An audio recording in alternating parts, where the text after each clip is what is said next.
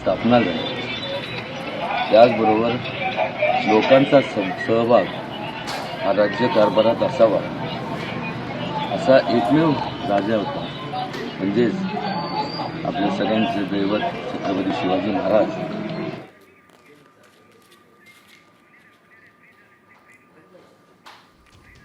तर आपण पाहतोय शरद पवार आता मतदान करण्यासाठी निघालेले आहेत आणि मतदान करण्यासाठी त्यांना अभिप्रेत असणारी लोक कल्याणकारी एक राज्य असावं, लोकशाहीचं राज्य असावं आणि त्या प्रकारे ज्येष्ठांच्या बाबतीत असेल, महिला माता भगिनींच्या बाबतीत असेल, तरुणांच्या बाबतीत असेल, सर्व 18 पगड जाती असतील, वेगवेगळ्या धर्मातले लोकांच्या बाबतीत असतील, योजना राबवण्यात याव्यात।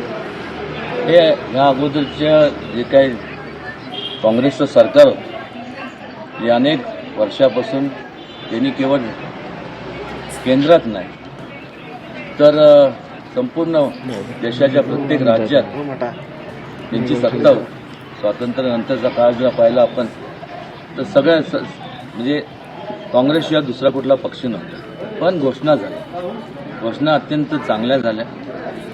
गरिबी हटाओ देश बचाओ, जय जवान जय किसान, अत्यंत सुंदर म्हणण्यापेक्षा ह्या घोषणा चांगल्या होत्या, पण ह्या घोषणा फक्त मतं मिळवण्याकरताच होत्या। कारण जर आपण पाहिलं तर गरिबांच्या बाबतीत असेल, जवानांच्या बाबतीत असेल, किसान म्हणजे शेतकरी असेल किंवा ज्येष्ठांच्या प्रती असेल, महिलांच्या बाबतीत असेल, तरुणांच्या बाबतीत असेल, असं कुठलंही यांच्या काळात गेले 50, 55, 60 वर्ष कुठलंही धोरणं राबवले गेलं नाही। पण गेल्या 10 वर्षापूर्वी ज्यावेळेस परिवर्तन घडलं मोठ्या प्रमाणावर, मोदीजींच्या नेतृत्वाखाली एक चांगल्या प्रकारची महायुतीची सत्ता केंद्रात आणि वेगवेगळ्या राज्यात स्थापन झाली।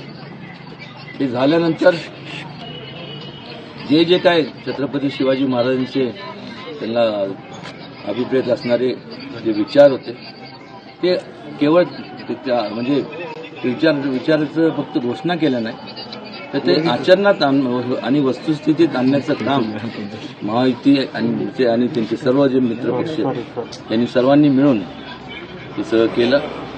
आज लोकांना निश्चितपणे प्रगतीच्या मार्गाने जायचंय, अधोगतीच्या मार्गाने जायचं नाही आणि त्यामुळं केवळ सातारा जिल्ह्यात तर महाराष्ट्रातल्या प्रत्येक जिल्ह्यात आज महायुतीच्या जे सर्व उमेदवार आहेत, मग एकनाथ शिंदे साहेबांचा गट असेल, अजितदादांचा राष्ट्रवादी असेल, त्याचबरोबर भारतीय जनता पक्ष असेल, मित्र RPI असेल, सर्व मित्र पक्ष असतील, या सर्व ठिकठिकाणी उभा असणाऱ्या सर्व जे काही उमेदवार आहेत ह्या संपूर्ण महाराष्ट्रात, त्यांना मोठ्या प्रमाणावरती प्रतिसाद मिळत आहे, ते आवर्जून या ठिकाणी सांगावंसं वाटतं।